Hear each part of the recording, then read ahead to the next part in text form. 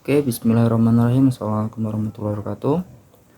Kami dari kelompok 2 ingin mempresentasikan tugas kami, yaitu berjudul tentang jenis layanan bimbingan atau types of guidance service. Yang kedua yaitu teknik memahami individu atau techniques for understanding individual. Yang ketiga yaitu konsep dasar konseling atau basic concept of counseling. Oke, untuk anggota kelompok 2 terdiri dari saya sendiri, yaitu Muhammad Reva Muzir Omsawa. Yang kedua yaitu Ahmad Rehan Fikri Aziz. Untuk yang ketiga yaitu Muhammad Ziaul Haq dari kelas D. Oke, baik, langsung saja ke slide yang pertama, yaitu types of guidance service atau jenis layanan bimbingan. Yang pertama, a school guardians performed large conflict of 6 services. They are orientation, counseling, pupil inventory, optional information, placement, and follow-up service. Sekolah pada umumnya terdapat 6 jenis layanan. Yang pertama yaitu ada orientasi, counseling, inventarisasi siswa, terus pengumpulan data, penempatan, dan layanan tindak lanjut. Each of these services is designed to their specific function. Pada masing-masing layanan itu berbeda dikarenakan mempunyai fungsi yang lebih spesifik. Oke, yang pertama yaitu orientation service. Orientation service aim to set a safe student in overcoming adoption challenge when moving a new environment, be it a new school, college, or workstation.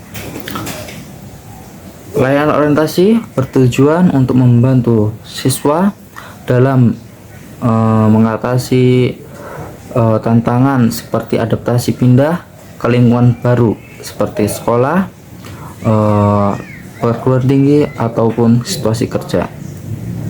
So, orientation activities, students are introduced to the rules, regulation, facilities, as well as staff and other students, so that they can actually adjust and feel comfortable in their new environment. Melalui aktivitas orientasi, siswa diperkenalkan dengan aturan, regulasi, fasilitas serta staf dan siswa lainnya, sehingga mereka dapat dengan mudah untuk menyesuaikan lingkungan baru dan merasa nyaman pada lingkungan baru.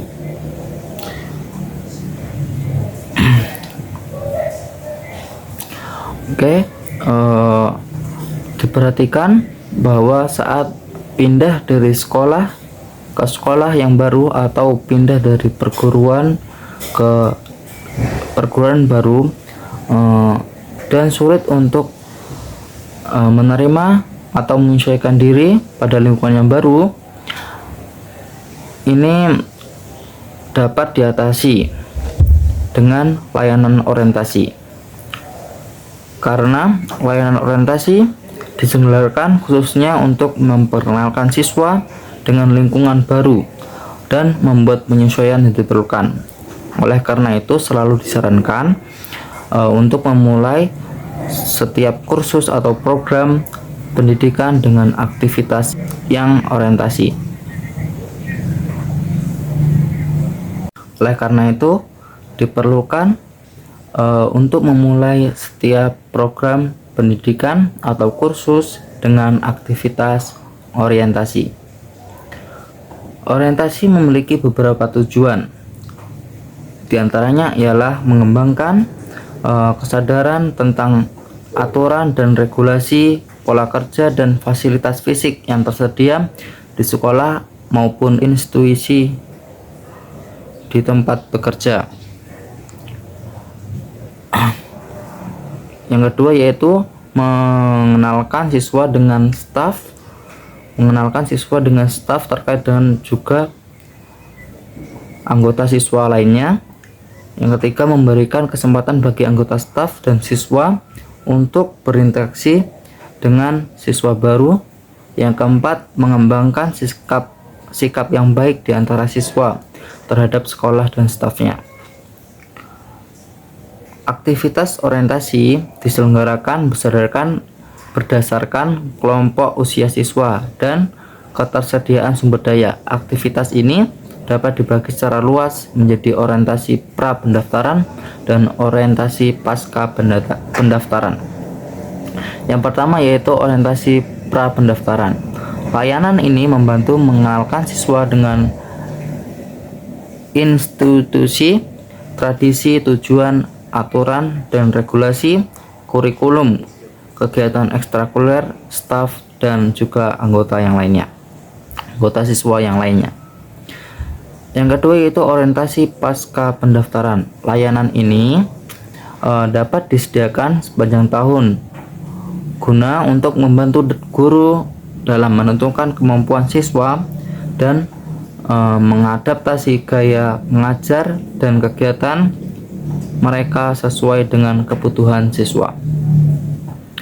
Oke, pada slide kedua yaitu Pupil Inventory Service atau layanan inventarisasi siswa.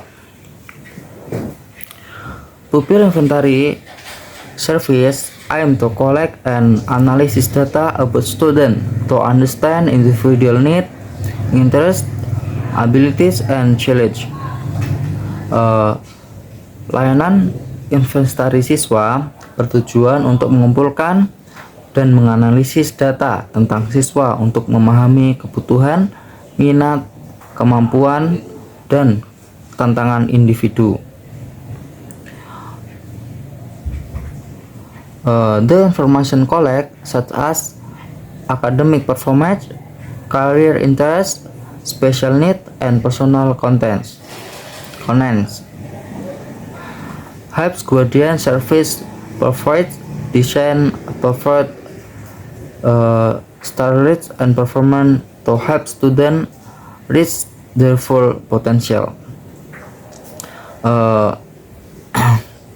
Informasi yang dipukulkan itu seperti prestasi akademik, minat karir, kebutuhan khusus, dan masalah pribadi. Inventarisasi siswa pada layanan bimbingan adalah proses pengumpulan analisis data tentang siswa untuk penyedia layanan bimbingan memahami kebutuhan, minat, kemampuan, dan tantangan individu. Dengan memahami profil siswa secara holistik, penyedia layanan bimbingan dapat merancang strategi dan pemrograman sesuai untuk membantu siswa mencapai potensi yang secara optimal. Layanan ini penting untuk mengidentifikasi kemampuan spesifik siswa sebelum konselor atau guru karir membantu mereka. Data mengenai kemampuan siswa diidentifikasi dan diperbarui secara berkala. Oke, the next slide yaitu yang ketiga, Occupational Information Service atau layanan informasi pekerjaan. Occupational Information Service provide information to students about educational opportunities, training programs, and available job. Layanan informasi pekerjaan memberikan informasi kepada siswa tentang peluang pendidikan, program pelatihan, dan pekerjaan yang tersedia. The aim is to help students realize the option available to them, acquaint them with the world of work, to help them make a future career plan that match their interests and abilities. Tujuannya adalah untuk membantu siswa menyadari opsi yang tersedia bagi mereka dan mengenalkan mereka dengan dunia kerja serta membantu mereka membuat rencana karir masa depan yang sesuai dengan minat kemampuan mereka. Layanan informasi pekerjaan disediakan untuk upaya membantu siswa dalam memilih pekerjaan atau mengarahkan pekerjaan yang memiliki tujuan utama, yaitu memberikan informasi kepada para siswa tentang peluang pendidikan dari berbagai tingkat, program pelatihan terkait, dan pekerjaan yang tersedia.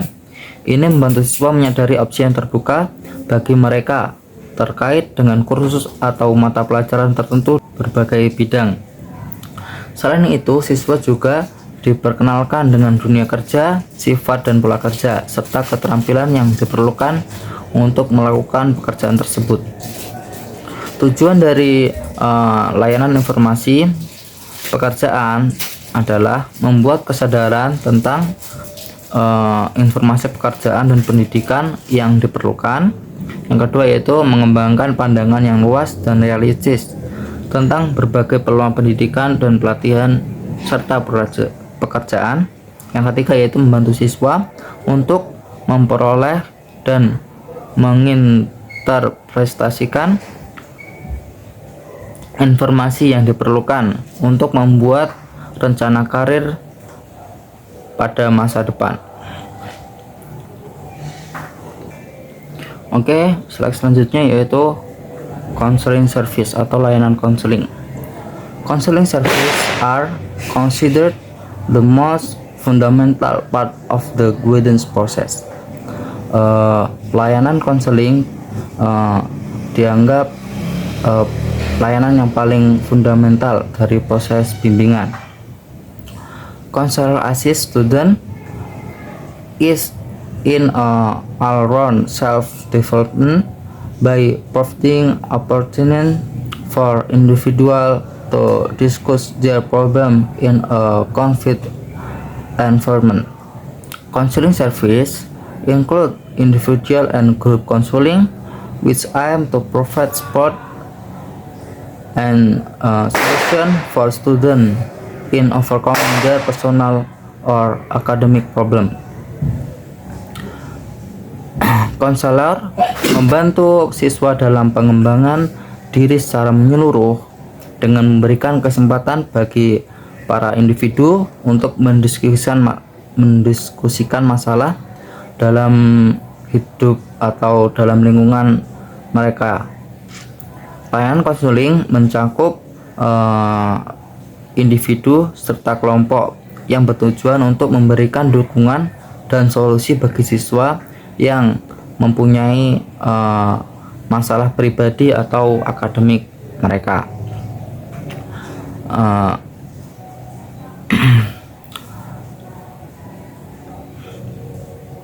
Oke, untuk layanan selanjutnya placement service atau layanan penempatan.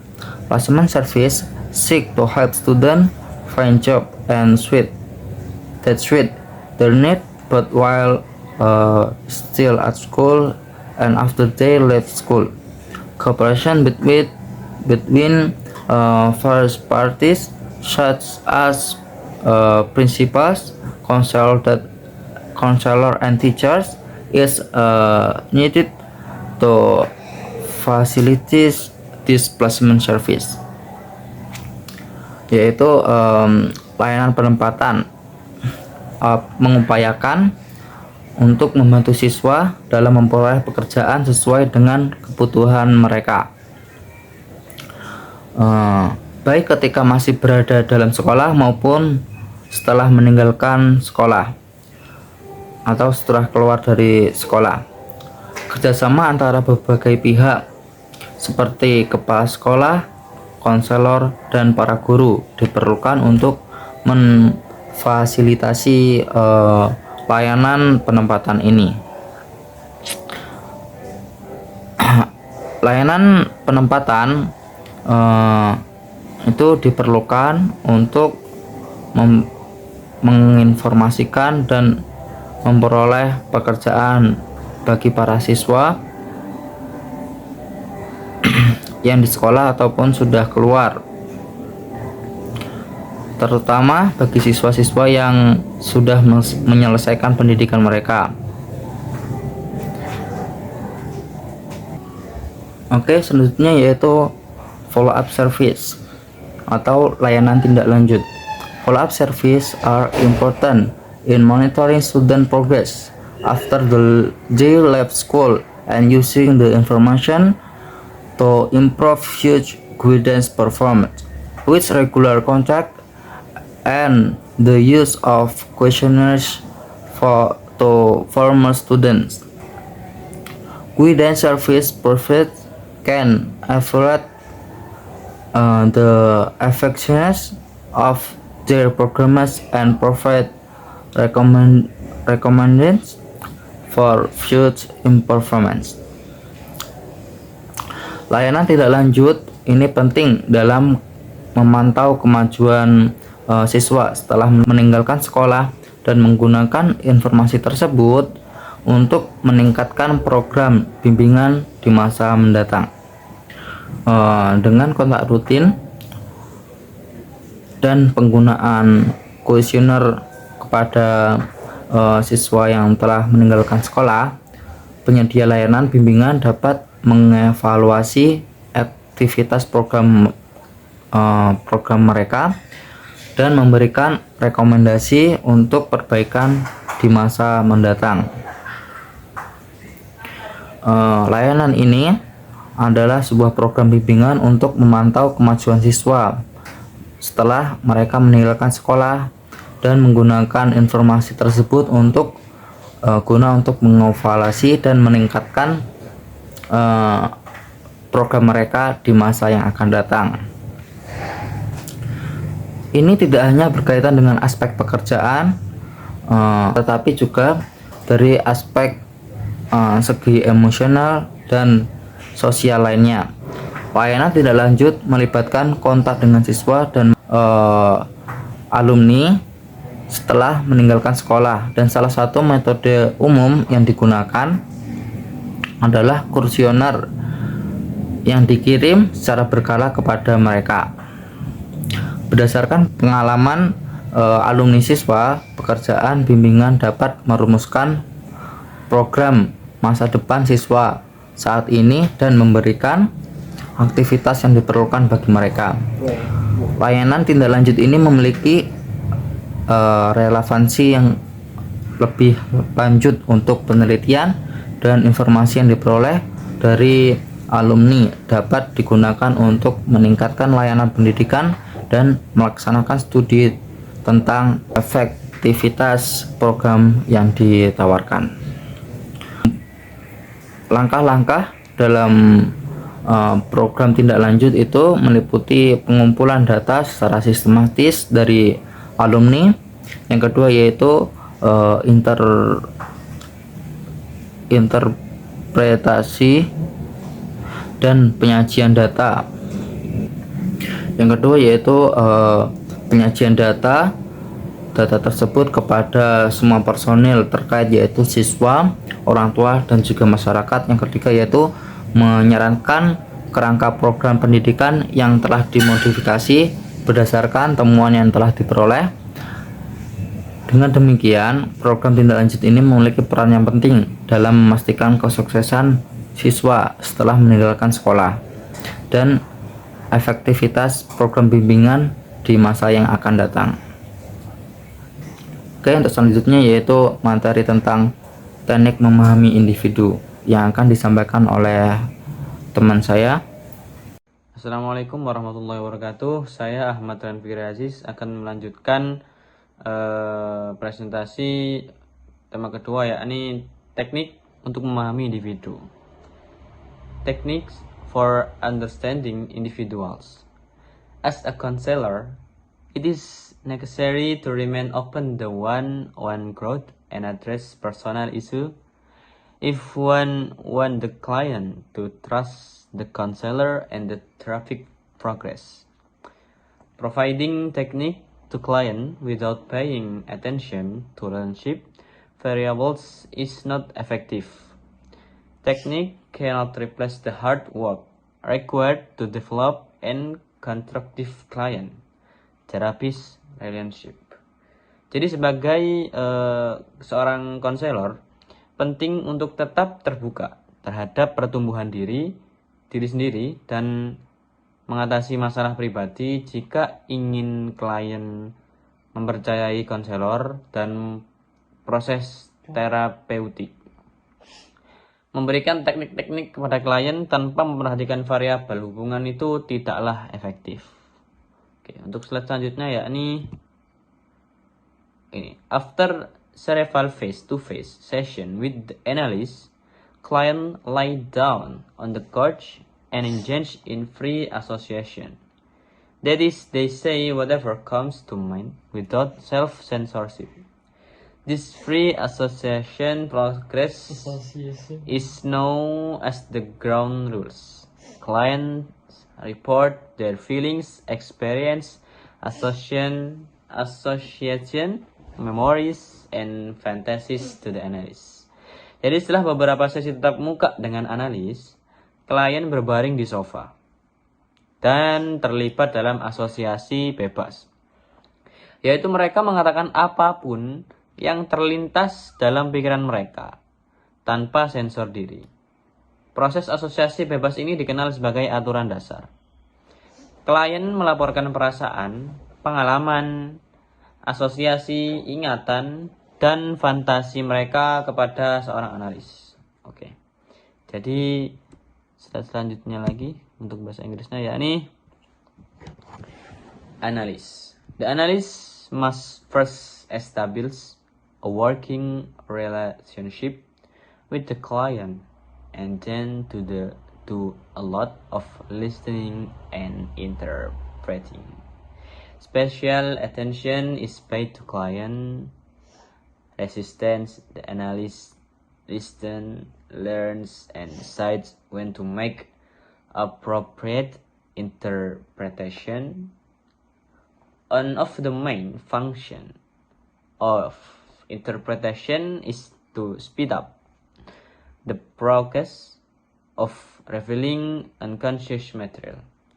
The analyst listens for gaps and inconsistencies in the client story, deducts the meaning of report, dreams, and free association, and remains sensitive to clues about the client feeling toward the analyst.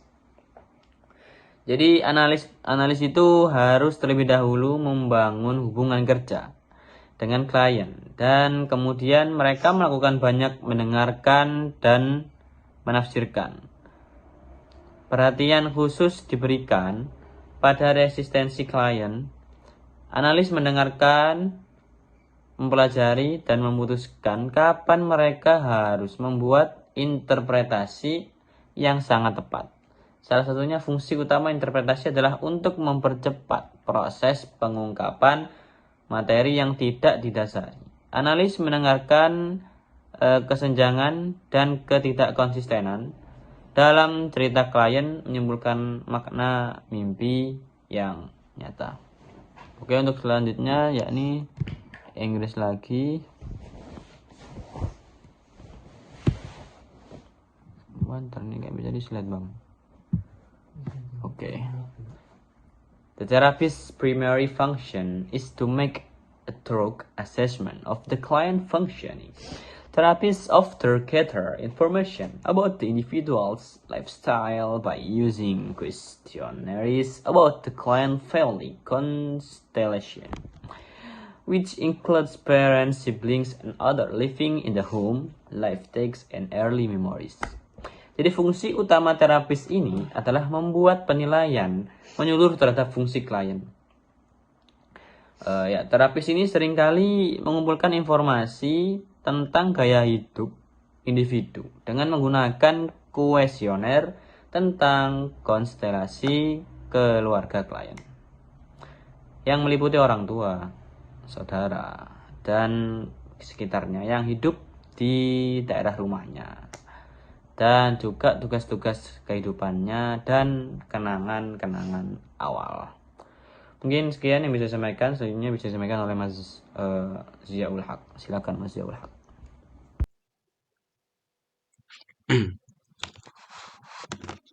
Assalamualaikum warahmatullahi wabarakatuh. Saya atas nama Muhammad Ziolhak dari kelompok 2 dengan NIM terakhir 146. Sini saya akan melanjutkan materi dari pemateri sebelumnya yang membahas tentang basic concept of counseling atau konsep dasar dari counseling. Sebelum saya bacakan penjelasannya, saya akan membacakan PPT yang berbahasa Inggris terlebih dahulu. Baiklah, saya mulai.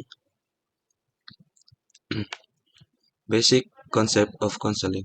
While counseling is a key element of guidance, the concept of counseling in a professional context differs from general meaning.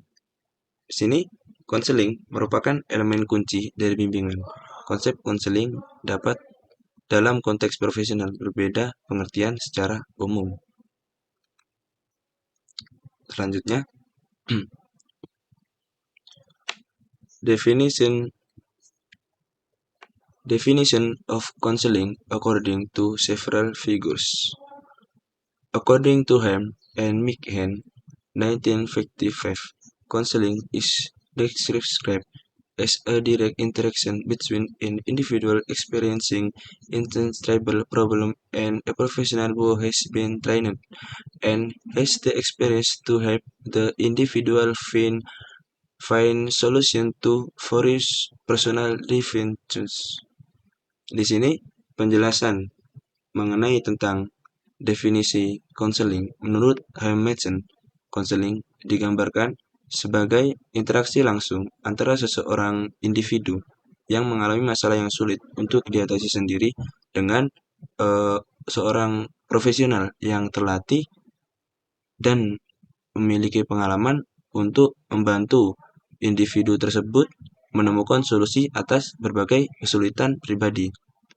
Nah, jadi yang dimaksud di sini yang definisi konseling menurut Ham and Madsen itu sendiri, yakni interaksi antara seorang konselor dan klien, dan di mana di sana tugas konselor sendiri yakni membantu klien untuk menyelesaikan masalah, membantu dengan memberi solusi-solusi yang sesuai dengan masalah tersebut.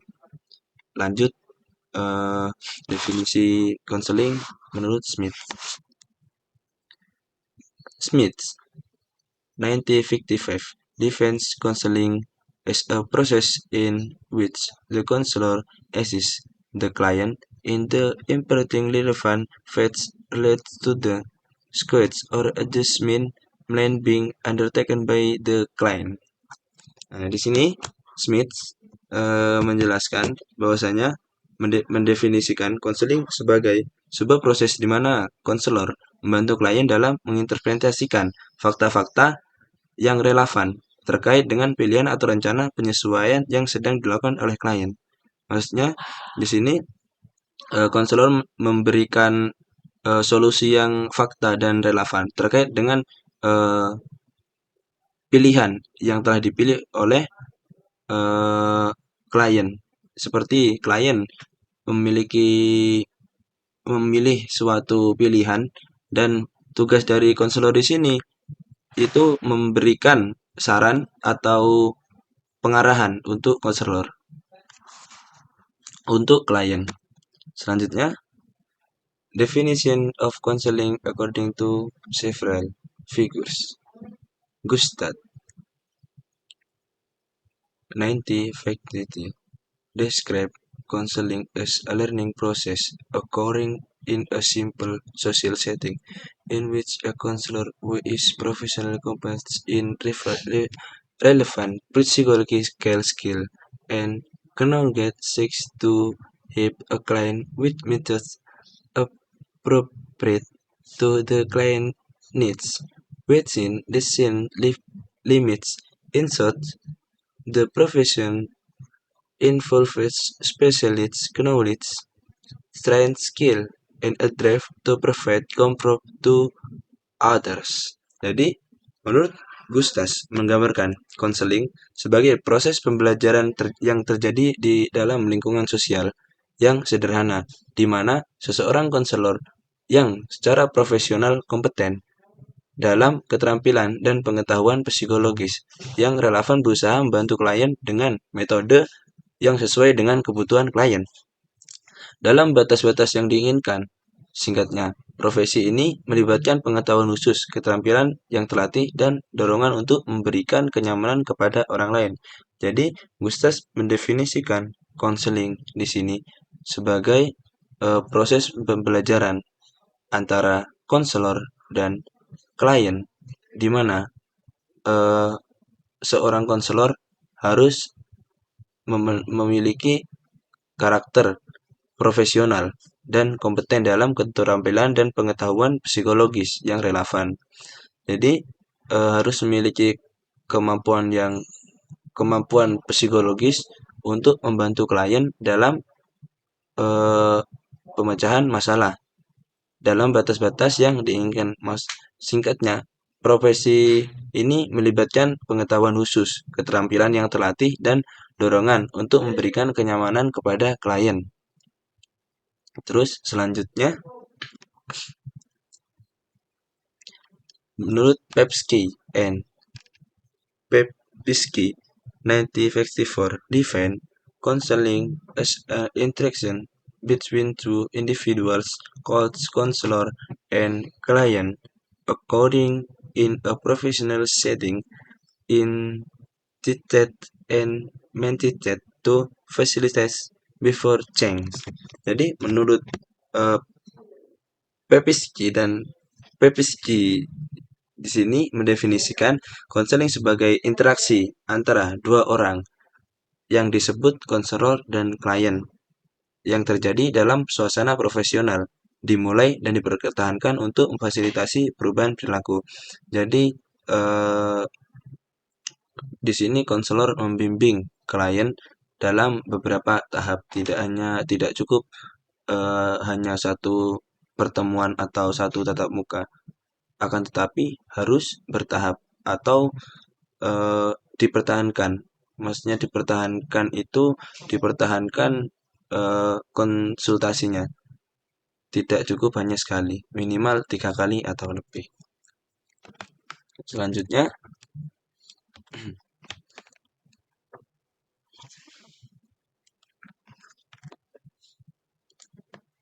counseling function. The need for counseling in the context of humanitarian issues is to help clients understand and accept themselves fully so that they can develop their potential optimally. This process often involves change. This process often involves change in attitude, views, and behaviors.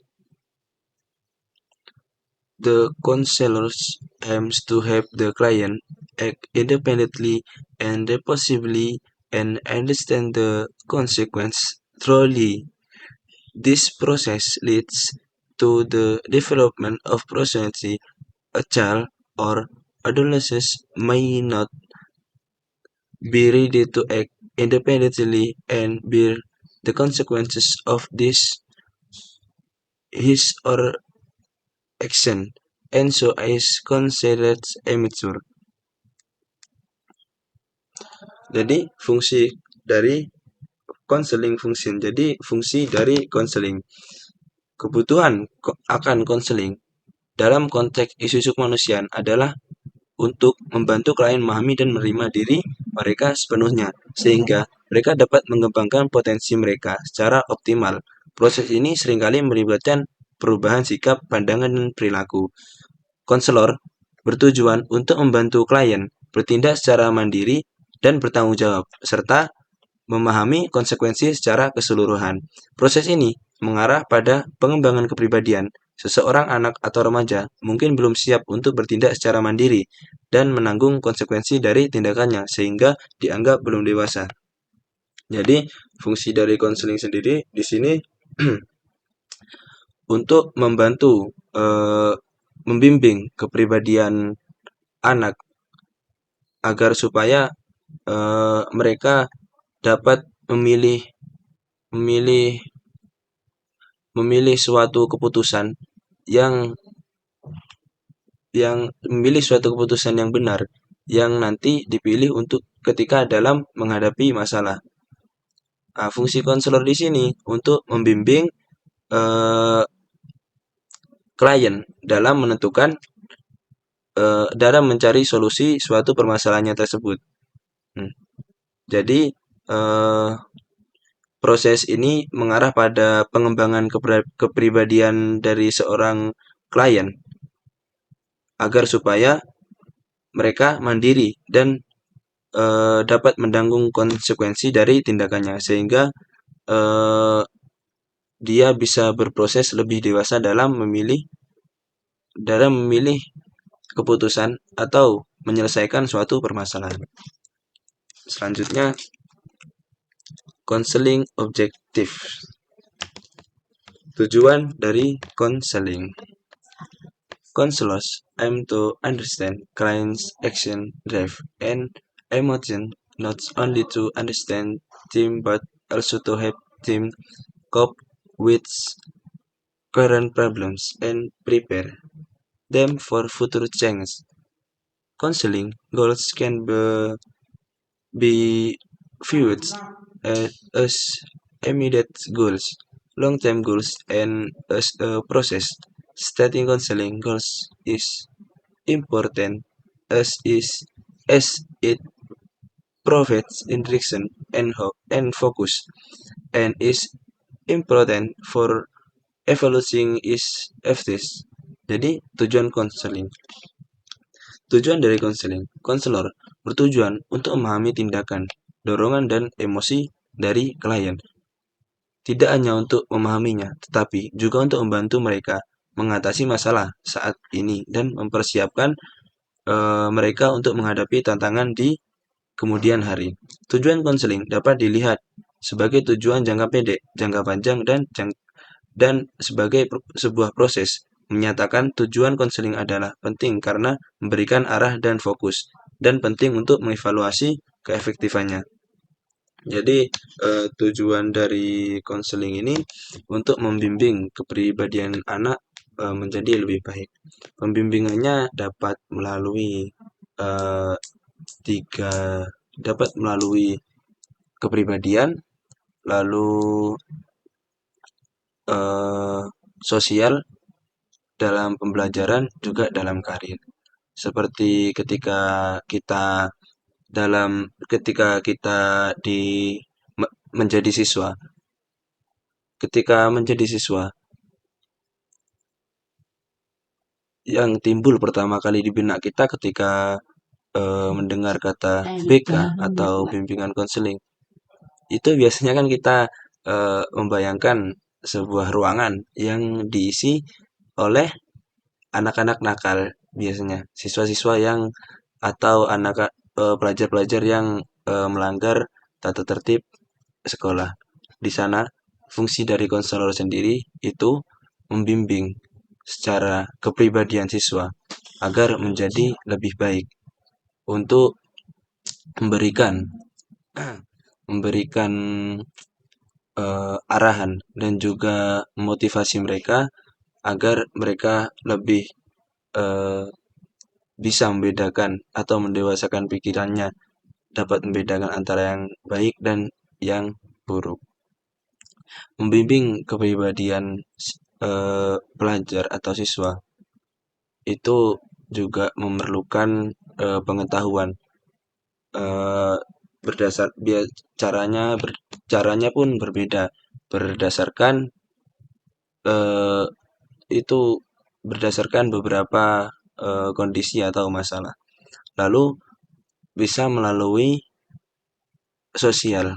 Biasanya kalau yang melalui sosial ini ada seseorang anak yang introvert atau dia mengalami tidak terbiasa bersosial. Makanya fungsi dari konseling ini membantu mereka dalam menyelesaikan masalah di dalam eh, masalah sosialisasi, membimbing mereka agar supaya eh, tahu, lebih mengerti dan lebih paham bagaimana kehidupan di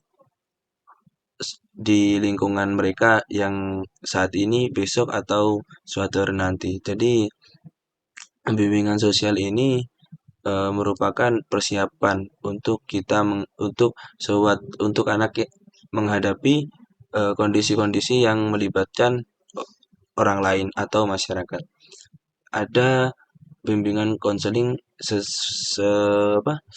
melalui pembelajaran. Bimbingan konseling yang dilakukan dalam pembahasan belajar ini biasanya membimbing mereka mencari metode-metode belajar untuk mereka, juga mem, memberi pengarahan metode belajar, kecocokan untuk belajar, dan lain-lain. Biasanya karir. Dalam karir ini biasanya sesuai pengalaman dari kami waktu di sekolah, kita menjadi siswa itu kan kita biasanya sebelum memilih kuliah kita konsultasi dulu ke ruangan BK. Nah, di sana tugas konselor memberikan pengarahan untuk memilih jalan yang dipilih oleh klien. Konselor memberi pengarahan atau mencarikan referensi atau membantu dalam pencarian atau pemilihan klien dalam menentukan sesuatu. Jadi fungsi konseling jadi inti dari konseling ini yakni eh, memberi pembimbingan kepada klien. Seorang konselor memberi pembimbingan kepada klien agar klien dapat lebih baik ke depannya, melatih mereka untuk cerdas dalam mengambil keputusan dan lebih berhati-hati dalam berinteraksi sosial dan membantu mereka untuk sangat berhati-hati dalam menyelesaikan masalah. Saya rasa cukup sekian pembahasan dari kami. Kurang lebihnya mohon maaf. Wassalamualaikum warahmatullahi wabarakatuh.